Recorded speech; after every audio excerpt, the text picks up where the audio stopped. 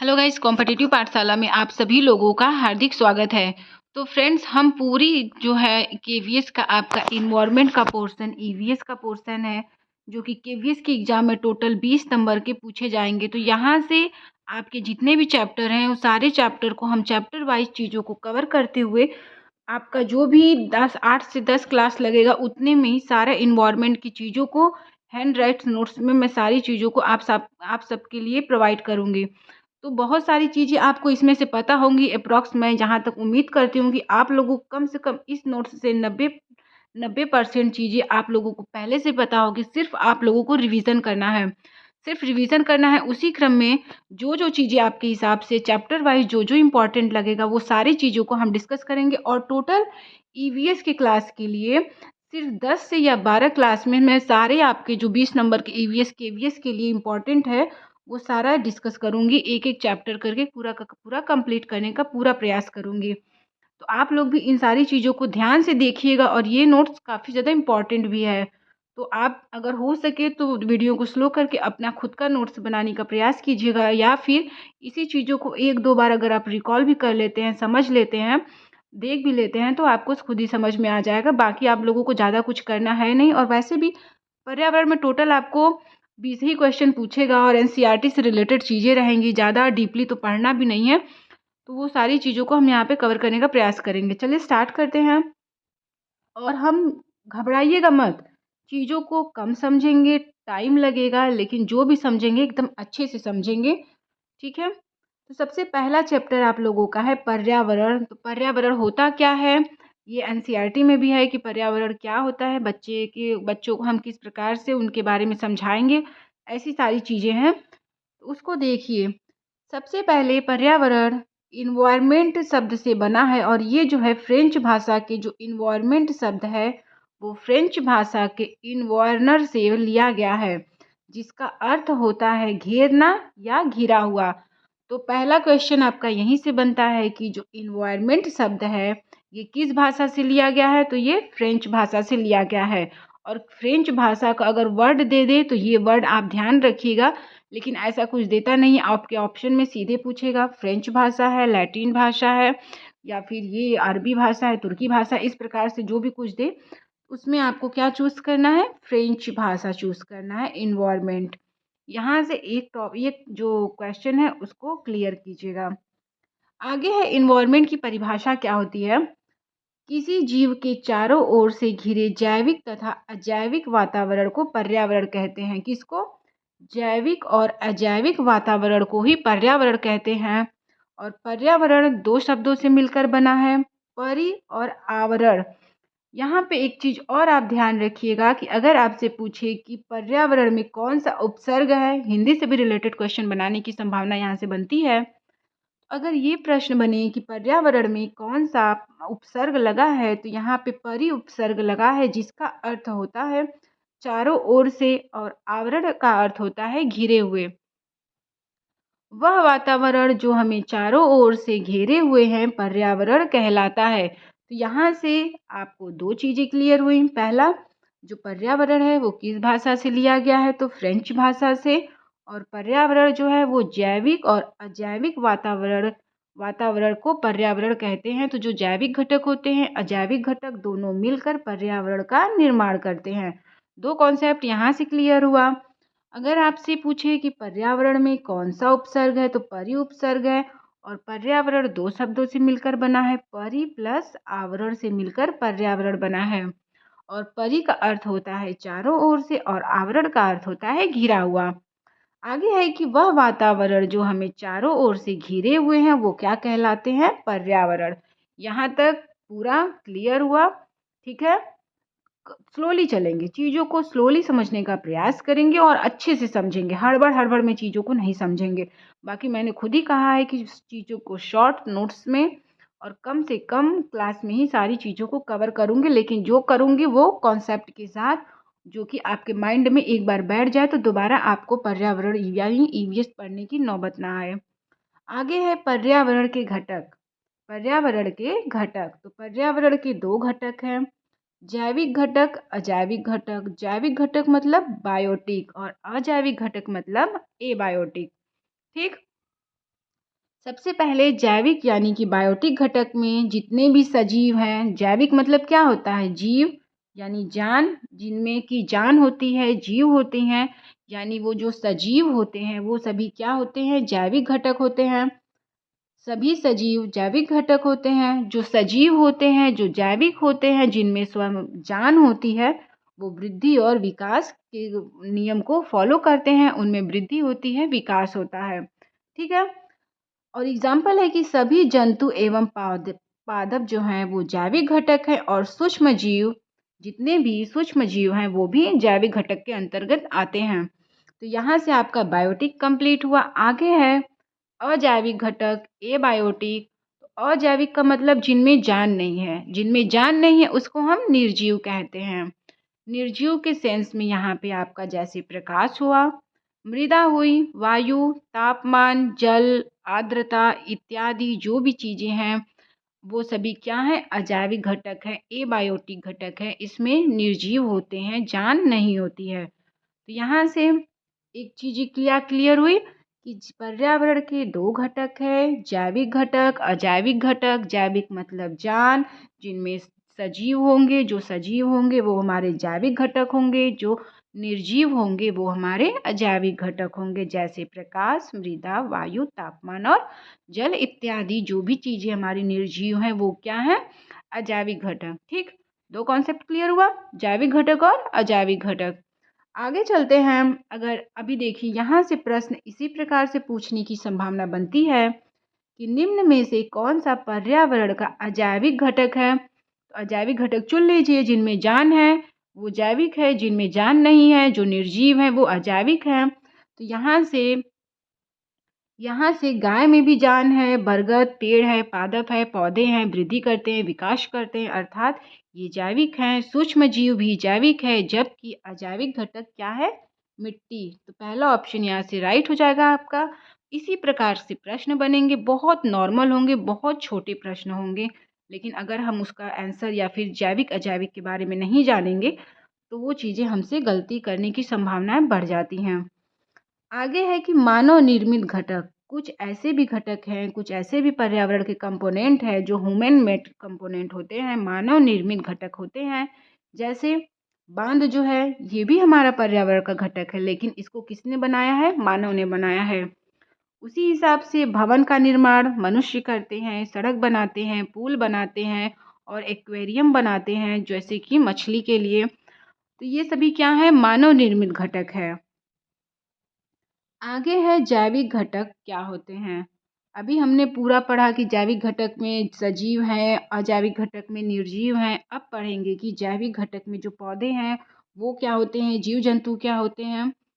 तो सबसे पहले जैविक घटक में पौधे यानी प्लांट्स, ये सजीव होते हैं। और पौधे क्या होते हैं? प्रोड्यूसर होते हैं, उत्पादक होते हैं। और जो उत्पादक होते हैं वो अपना भोजन स्वयं बनाते हैं, इन्हें स्वपोषी कहते हैं। उत्पादक को स्वपोषी कहते हैं क्योंकि ये अपना भोजन स्वयं बनाते हैं। और उत्पादकों में जान होती है, जीव होती है, इनमें वृद्धि करने के लक्षण होते हैं, इसलिए ये क्या है? जैविक घटक है। ठीक है। आगे है जीव जंतु। जीव जंतु एनिमल्स जितने भी होते हैं वो क्या होते हैं? जैविक घटक होते हैं। और ये होते क्या हैं ये फ्रेंड्स? ये कंज्यूमर होते हैं, उपभोक्ता होते हैं। उपभोक्ता प्रत्यक्ष या अप्रत्यक्ष रूप से पादपों पर निर्भर होते हैं, इसलिए इन्हें परपोषी कहते हैं, जबकि पौधों को स्वपोषी कहते हैं। तो दो चीज़ें यहाँ से आपकी क्लियर हुई। आगे है सूक्ष्म जीव के बारे में, माइक्रो ऑर्गेनिज्म, सूक्ष्म जीव के बारे में।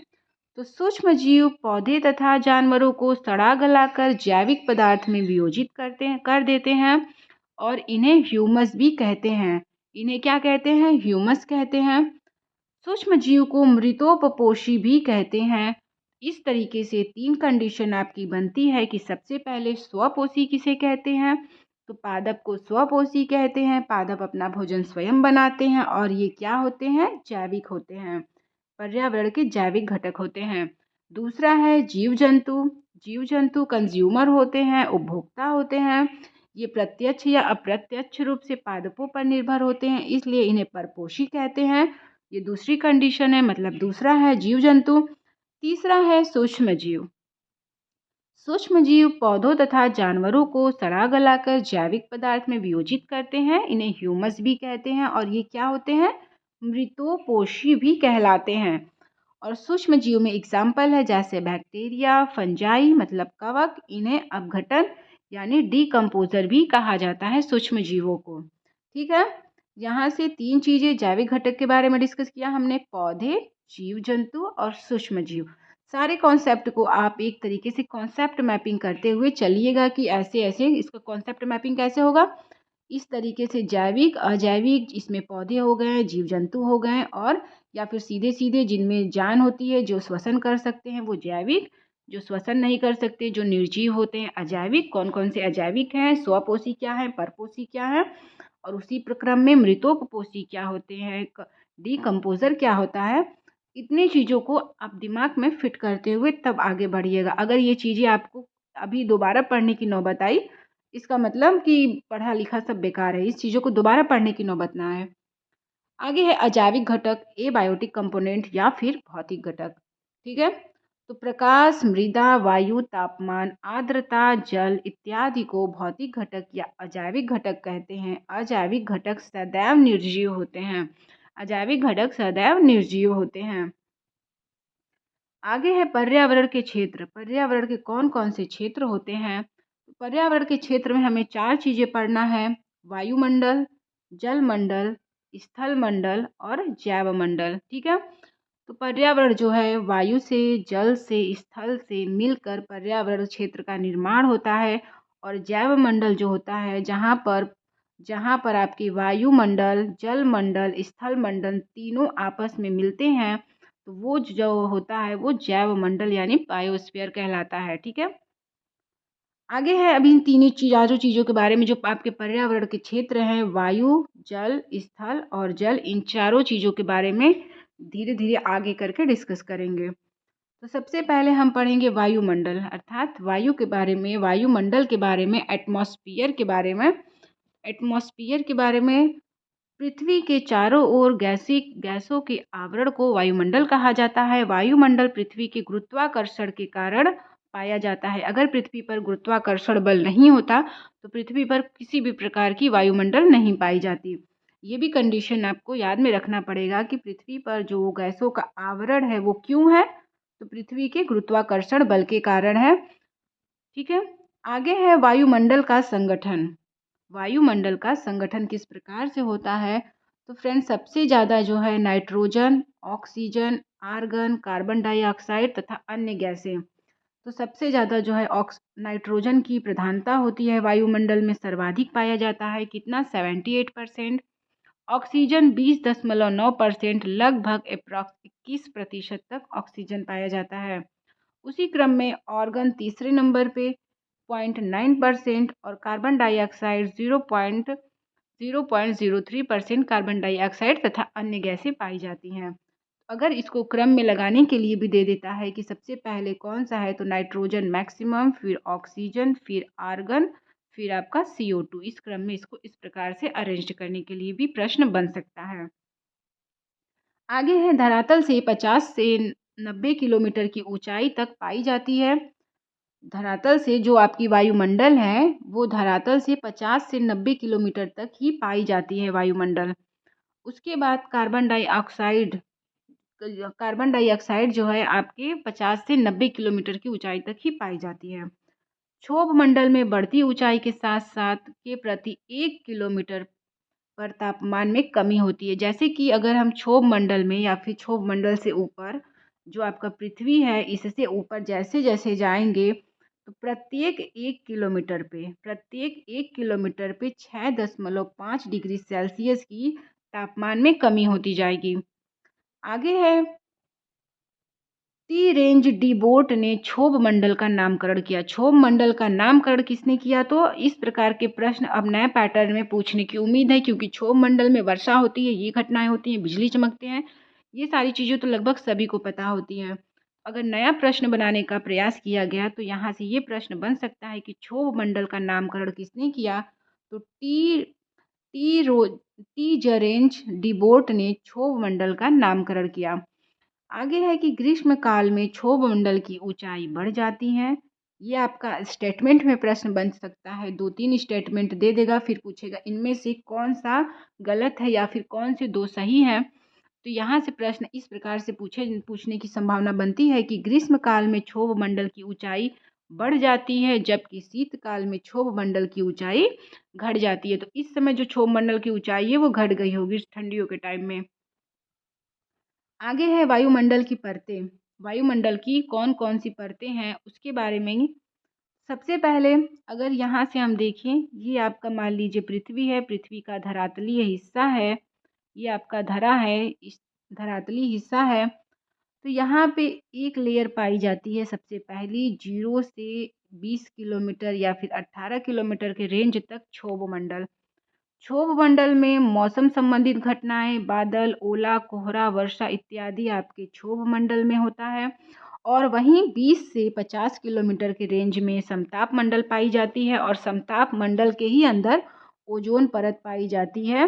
25 से 35 किलोमीटर के रेंज में ओजोन परत पाई जाती है इसी समताप मंडल में। और ओजोन परत की विशेषता है कि ये वायुयान उड़ने के लिए अनुकूल होती है। आगे है मध्य मंडल, उसके ऊपर 50 से 80 किलोमीटर के रेंज में ये आपका तीसरा मंडल है। ये जो मध्य मंडल है वो सबसे ठंडा मंडल होता है। उसके आगे है आयन मंडल, 80 से 640 के मध्य आयन मंडल है। 80 से 640 किलोमीटर ये सारा आपका है।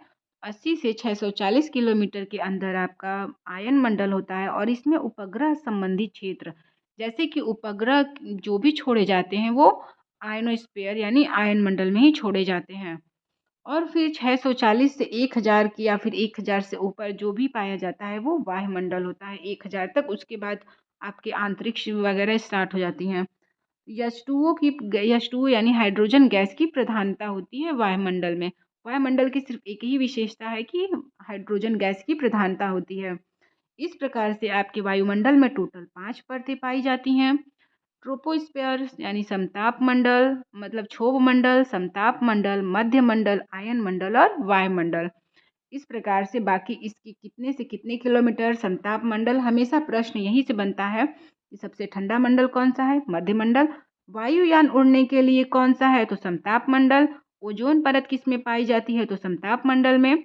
मौसम संबंधित घटनाएं कहाँ होती हैं, बादल, ओला, वर्षा, कोहरा इत्यादि घटनाएं कहाँ होती हैं, तो क्षोभ मंडल में। यहाँ से सिर्फ इतने ही प्रश्न पूछने की संभावना है। आगे है एक-एक टॉपिक के बारे में डिस्कस करते हैं कि क्षोभ मंडल की क्या-क्या विशेषताएं हैं। तो सबसे पहले क्षोभ मंडल को ट्रोपोस्फीयर भी कहते हैं। क्षोभ मंडल को ट्रोपोस्फीयर भी कहते हैं। यह वायुमंडल की सबसे निचली परत होती है। वायु का सर्वाधिक घनत्व इसी मंडल में पाया जाता है। वायु का सर्वाधिक घनत्व इसी मंडल में पाया जाता है। सभी मौसम संबंधी घटनाएं क्षोभ मंडल में होती हैं, जैसे वर्षा, पवन, हिमवर्षा, चक्रवात, ओला, कोहरा इत्यादि।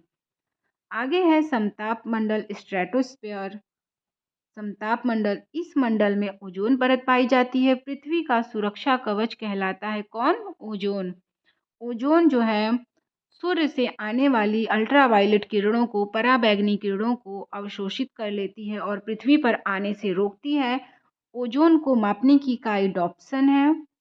ओजोन डे मनाया जाता है 16 सितंबर को। तो सबसे पहले अगर आपसे ये पूछे कि ओजोन में छिद्र कहाँ पे हुआ, ओजोन छिद्र कहाँ सबसे पहले देखा गया, तो अंटार्कटिका महाद्वीप अर्थात दक्षिणी ध्रुव।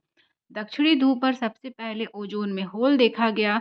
अब ये किस प्रकार से पता होगा कि ओजोन में होल है, तो यदि वहाँ पे सबसे पहले मापा गया तो वहाँ पर 200 डॉप्सन से कम, जब ओजोन परत की मोटाई 200 डॉप्सन से कम मापी जाती है, इसका तात्पर्य यह है कि वहाँ पे छिद्र हो गया है।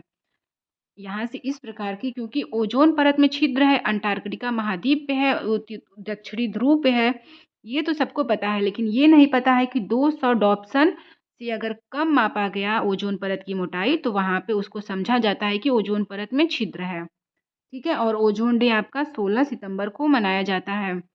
आगे देखते हैं, ओजोन से ही रिलेटेड हैं ये सारी चीज़ें कि मॉन्ट्रियल प्रोटोकॉल का संबंध CFC क्लोरोफ्लोरोकार्बन को कम करने से है। और मॉन्ट्रियल प्रोटोकॉल 1987 में कनाडा में हुआ था। मॉन्ट्रियल प्रोटोकॉल 16 सितंबर 1987 को कनाडा में हुआ था। इसीलिए 16 सितंबर को ओजोन डे मनाया जाता है। और ये हुआ क्यों था? ये जो कनाडा में जब सम्मेलन हुआ था तो ये इसी मुद्दे पे हुआ था कि a global agreement to protect the ozone layer को प्रोटेक्ट करने के लिए विश्व स्तर पर एक सम्मेलन का आयोजन किया गया था, जो कि मॉन्ट्रियल शहर, कनाडा के मॉन्ट्रियल शहर में 16 सितंबर 1987 को किया गया था। A global agreement to protect the ozone layer. समताप मंडल वायुमंडल उड़ाने के लिए आदर्श है। समताप मंडल समताप मंडल जो होता है वो वायुयान उड़ाने के लिए आदर्श मंडल कहलाता है। आगे है मध्यमंडल की विशेषताएं। मध्यमंडल क्या होता है? तो यह वायुमंडल की सबसे ठंडी परत है। उल्काएं मध्यमंडल में ही जल जाती हैं। यहाँ से बस एक ही प्रश्न पूछने की संभावना बनती है कि सबसे ठंडा मंडल कौन सा है? मध्यमंडल। उल्काएं किस मंडल में आते ही जल जाती हैं? तो यहाँ से वो मध्यमंडल में आते ही जल जाती हैं। और किस कारण से जलती हैं? तो घर्षण के कारण से। अगर नेक्स्ट आपसे एक और प्रश्न पूछा जा सकता है कि टूटता तारा जिसे शूटिंग स्टार कहा जाता है, वो घटना किस मंडल में होती है? तो ये भी घटना आपके मध्यमंडल में ही होती है। यहाँ से मध्यमंडल की बस इतनी ही विशेषताएं थी। मेसोस्फीयर। आगे है आयनोस्फीयर यानी आयन मंडल। आयन मंडल वायुमंडल की सबसे गर्म मंडल है। ये आयन मंडल जो होती है वो वायुमंडल की सबसे गर्म मंडल है। और सबसे ठंडी मंडल कौन सी थी? मध्यमंडल। 100 किलोमीटर के ऊपर कॉर्मन लाइन पाई जाती है। 100 किलोमीटर से ऊपर इसके ऊपर अंतरिक्ष की क्षेत्र जो है कंसीडर किया जाता है। जैसे कि आयन मंडल आपका स्टार्ट होता है 80 किलोमीटर से 640 किलोमीटर के अंतर्गत। तो जब हम 80 किलोमीटर से ऊपर जाते हुए 100 किलोमीटर के अप्रॉक्स पहुंचते हैं तो इसको कहते हैं कॉर्मन लाइन। कॉर्मन लाइन के ऊपर की क्षेत्र को अंतरिक्ष घोषित कर दिया जाता है कि इसके ऊपर का जो भी क्षेत्र है वो अंतरिक्ष है, भले ही उसको हम लोग किसी न किसी मंडल में डिवाइड किए हुए हैं। आगे है कि संचार उपग्रह आयन मंडल में स्थापित किया जाता है। रेडियो तरंगे आयन मंडल से परिवर्तित होकर वापस लौटती हैं। ये इतनी कंडीशन थी आपके आयन मंडल की, आयनोस्फीयर की। आगे है वायुमंडल यानी एक्सोस्फीयर। वायुमंडल की सबसे बाहरी परत है। जो ये वायुमंडल होती है वो वायुमंडल की सबसे बाहरी परत होती है। वायु का सबसे कम घनत्व होता है। दो प्रकार से यहाँ पे प्रश्न पूछी जाएंगी। तो वायु का सबसे अधिक घनत्व कहाँ होता है? तो क्षोभ मंडल में। और वायु का सबसे कम घनत्व कहाँ होता है? तो वायुमंडल में। दो कंडीशन यहाँ पे। और हाइड्रोजन गैस की प्रधानता होती है वायुमंडल यानी एक्सोस्फीयर में। तो यहाँ से आपके जो मंडल थे वो सारे यहाँ से कंप्लीट हुए। आगे है जलमंडल। इसके पहले हमने क्या पढ़ा? पूरा वायुमंडल। क्या क्या पढ़ना था पर्यावरण के क्षेत्र में? वायुमंडल, जलमंडल, स्थलमंडल और जैवमंडल। तो वायुमंडल आपका पूरा कंप्लीट हुआ, जिसमें हमने क्या क्या पढ़ा कि वायुमंडल में टोटल 5 परतें हैं। क्षोभ मंडल, समताप मंडल, मध्य मंडल, आयन मंडल और वायुमंडल। इस क्रम में टोटल यहाँ पे 5 मंडल को डिस्कस करना था। क्षोभ मंडल की क्या विशेषताएं हैं, समताप मंडल की क्या विशेषताएं हैं, फिर उसके बाद आपके मध्य मंडल की क्या विशेषताएं हैं, आयनोस्फीयर की, और इसी क्रम में एक्सोस्फीयर की क्या क्या विशेषताएं हैं, कितने रेंज में ओजोन लेयर। और ओजोन लेयर से जो भी आपके प्रोटोकॉल्स हुए थे वो मॉन्ट्रियल प्रोटोकॉल्स किस शहर में हुआ? कनाडा में हुआ। किस सन में हुआ? तो 1987 में हुआ। और किस दिन हुआ? तो 16 सितंबर। इसी क्रम में आपके ओजोन दिवस मनाए जाते हैं 16 सितंबर को। यहाँ से जितनी भी चीज़ें थी वायुमंडल से वो कंप्लीट हुआ। अब नेक्स्ट है आपका जलमंडल यानी कि जल से रिलेटेड चीज़ें। तो जलमंडल को हाइड्रोस्फीयर कहते हैं। किसी ग्रह पर जल की कुल मात्रा जो है वो जलमंडल कहलाती है। किसी भी ग्रह पर जल की जो टोटल वैल्यू होती है, जो टोटल क्वांटिटी होती है, उसे ही जलमंडल कहते हैं। पृथ्वी पर 71 यानी 71% जल पाया जाता है और 29% स्थल का भाग है। जलमंडल में धरातलीय जल, जो जलमंडल होता है उसमें धरातलीय जल, भूमिगत जल, जल वाष्प यानी वाटर वेपर भी शामिल होते हैं। धरातलीय जल के स्रोत कौन कौन से हैं? Source of surface water. तो धरातलीय जल के कौन कौन से स्रोत हैं? महासागरीय यानी ओशियन, सागर, सी, नदियाँ, झील, तालाब, ये जो पाँचों हैं वो धरातलीय जल के स्रोत कहलाते हैं। अगर यहाँ से आपसे प्रश्न बने कि निम्न में से कौन-सा धरातलीय जल का स्रोत नहीं है, तो आपको ये 5 चीज़ें याद रखनी है कि महासागर, सागर, नदियाँ, झील, तालाब, ये जो 5 है वो धरातलीय स्रोत के एग्ज़ाम्पल हैं। आगे है डिस्ट्रीब्यूशन ऑफ वाटर, जल का वितरण किस प्रकार से होगा? तो मान लेते हैं कि टोटल 100% यदि पृथ्वी पर जल है, उस 100% में 97% जो है वो लवणीय यानी कि महासागरों में जल पाई जाती है, 97%, और 3% शुद्ध जल होता है। इन 3% में से 70% में बर्फ के रूप में, जैसे कि अंटार्कटिका और ग्रीनलैंड में जो ग्लेशियर हैं, उसके रूप में इन 3% का 70% जल। जैसे कि अगर हम इस 3% को टोटल 100% मान लें, फिर इसमें से जो 3% में है वो 70% बर्फ के रूप में अंटार्कटिका और ग्रीनलैंड की ग्लेशियर के रूप में है। और वहीं आपके जो 3 का 30% है, उसमें 9% पीने योग्य हैं और 21% नदियाँ, झील और तालाब में पानी है। इस प्रकार से आप कल्पना कर सकते हैं कि टोटल पीने के लिए कितना पानी है, सिर्फ 3 का 9%। बाकी तो सारे जो हैं वो कोई बर्फ के रूप में है, कोई महासागरों में है, तो कोई नदी, तालाब, झीलों के रूप में है। इतना है आपका जो जल का डिस्ट्रीब्यूशन है। इस तरीके से आपका जलमंडल और वायुमंडल 2 चीज़ें कंप्लीट हुई। आगे एक चैप्टर बचता है आपका स्थलमंडल। स्थलमंडल और वो जैवमंडल, 2 चीज़ें आपकी यहाँ से छूट रही हैं।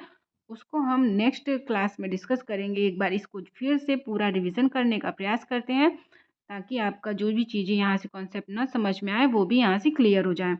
सबसे पहले आपका पहला चैप्टर है पर्यावरण। पर्यावरण का जो एनवायरनमेंट शब्द है किस भाषा से लिया गया है? फ्रेंच भाषा से। और जो पर्यावरण होता है वो जीवों के चारों ओर जैविक और अजैविक वातावरण को ही पर्यावरण कहते हैं। 2 कंडीशन। फिर पर्यावरण जो है वो परि यानी कि पर्यावरण में कौन सा उपसर्ग है? परि उपसर्ग है, और परि का अर्थ होता है चारों ओर और आवरण का अर्थ होता है घिरा हुआ। वह वातावरण जो हमें चारों ओर से घेरे हुए हैं क्या कहलाता है? पर्यावरण। पर्यावरण के घटक कौन-कौन से हैं? जैविक घटक यानी बायोटिक और अजैविक घटक यानी एबायोटिक। जैविक घटक मतलब जो जीव हैं, जो श्वसन कर सकते हैं, जिनमें वृद्धि होती है, विकास होती है, जो सजीव होते हैं, वो सभी जैविक घटक हैं। और जो निर्जीव हैं, नॉन लिविंग थिंग्स हैं, वो सभी हमारे अजैविक घटक होते हैं। अगर इस प्रकार से आपसे प्रश्न पूछते और अगर मानव निर्मित घटक पूछे तो बांध, भवन, सड़क, पुल, एक्वेरियम इत्यादि जो मानवों के द्वारा निर्मित किए गए हैं, वो हमारे मानव निर्मित घटक कहलाते हैं पर्यावरण के।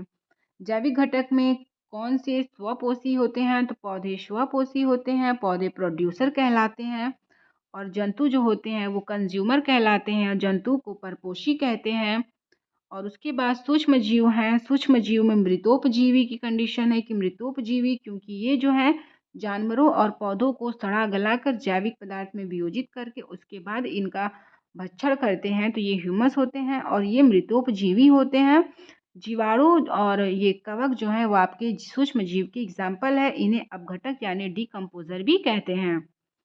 आगे है अजैविक घटक, एबायोटिक कंपोनेंट, प्रकाश, मृदा, वायु, तापमान, आर्द्रता, जल इत्यादि को भौतिक घटक या फिर अजैविक घटक कहते हैं। नेक्स्ट है पर्यावरण के क्षेत्र। तो पर्यावरण में टोटल आपको वायुमंडल, जलमंडल, स्थलमंडल और इन तीनों का संयुक्त रूप अर्थात जैवमंडल, ये 4 चीज़ें आपको पर्यावरण के क्षेत्र में पढ़ना है। यहाँ से वायुमंडल यानी एटमॉस्फेयर किसे कहते हैं? तो पृथ्वी पर जो गैसों का आवरण पाया जाता है उसे ही वायुमंडल कहते हैं। और वायुमंडल जो है पृथ्वी पर जो वायुमंडल है वो पृथ्वी के गुरुत्वाकर्षण के कारण ही पाया जाता है। आगे है वायुमंडल का संगठन। तो ये नाइट्रोजन, ऑक्सीजन, आर्गन और कार्बन डाइऑक्साइड के ये संयोग से तथा अन्य गैसों के वजह से वायुमंडल का संगठन यानी निर्माण होता है, जिसमें आपके वायुमंडल में मैक्सिमम 78% नाइट्रोजन, 20.9% ऑक्सीजन, अप्रॉक्स 21% तक ऑक्सीजन पाया जाता है। ऑर्गन आपका 0.9%, वही कार्बन डाइऑक्साइड 0.03% पाया जाता है हमारे वायुमंडल में। धरातल से 50 से 90 किलोमीटर की ऊंचाई तक कार्बन डाइऑक्साइड का रेंज होता है। इसके बाद कार्बन डाइऑक्साइड की मात्रा नहीं पाई जाती है। फिर है क्षोभ मंडल में बढ़ती ऊंचाई की, यानी कि जब हम क्षोभ मंडल में प्रत्येक 1 किलोमीटर हाइट पे जाएंगे, ऊंचाई पे जाएंगे, तो तापमान में कमी होती है। और कितनी कमी होती है? तो 6.5 डिग्री सेल्सियस की तापमान में कमी होती है पर किलोमीटर ऊपर जाने पर। Teej Teej range D board ने क्षोभ मंडल का नामकरण किया और ग्रीष्मकाल में क्षोभ मंडल की ऊंचाई बढ़ जाती है, जबकि शीतकाल में क्षोभ मंडल की ऊंचाई घट जाती है। वायुमंडल की आपकी टोटल कितनी परतें हैं? तो 5 परतें पाई जाती हैं। क्षोभ मंडल, समताप मंडल, मध्य मंडल, आयन मंडल और वायुमंडल। तो क्षोभ मंडल में मौसम संबंधी जितनी भी घटनाएं होती हैं वो क्षोभ मंडल में होती हैं। वायुयान उड़ने के लिए सबसे अनुकूल होता है समताप मंडल, और समताप मंडल की एक और विशेषता है कि यहाँ पे ओजोन परत पाई जाती है। सबसे ठंडा मंडल होता है मध्य मंडल। और उपग्रह संबंधी जब भी कोई चीज़ पूछे तो आयनोस्फीयर यानी कि आयन मंडल। H2O गैस की प्रधानता किस मंडल में होती है? तो वायुमंडल में होती है। उसके बाद आपका अंतरिक्ष की सारी कंडीशन स्टार्ट हो जाती है।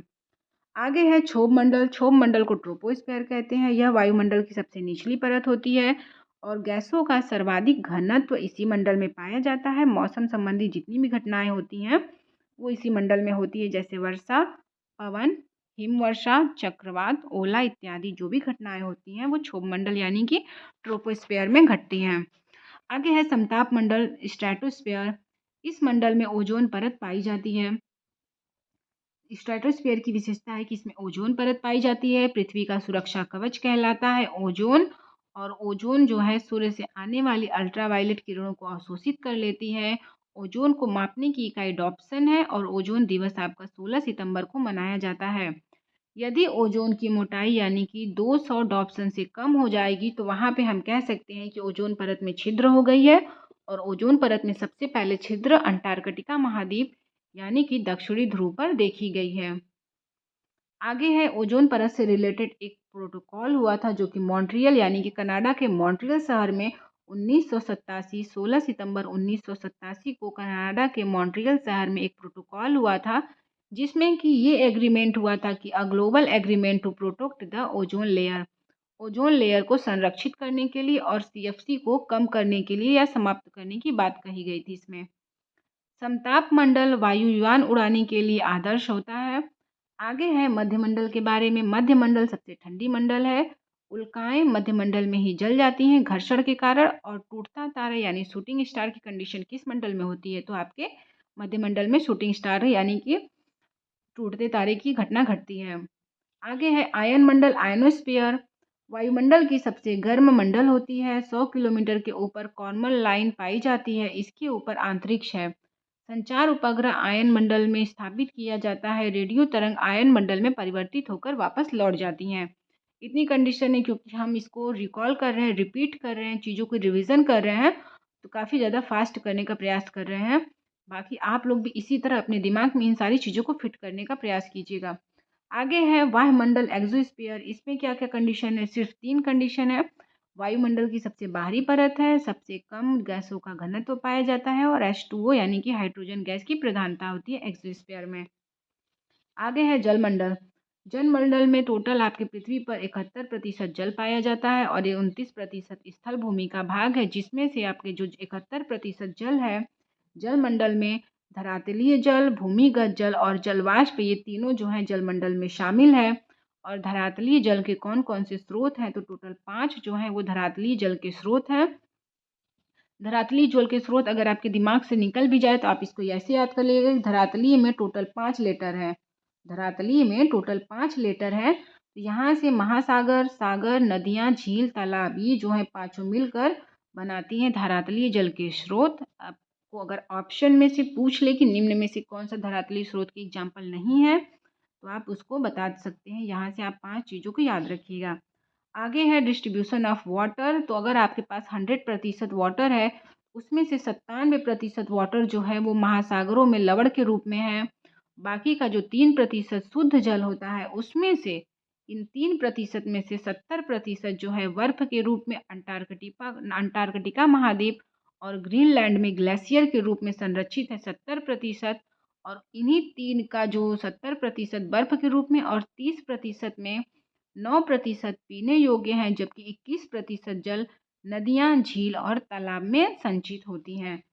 इस प्रकार से आपके पर्यावरण का चैप्टर 1 का पर्यावरण क्या होता है और उसके बाद पर्यावरण के क्षेत्र में हमने स्थलमंडल इस पर्यावरण के क्षेत्र में हमने वायुमंडल और पूरा जलमंडल 2 चीज़ कवर किया है। यहाँ से आपके 2 टॉपिक अभी रह गए हैं।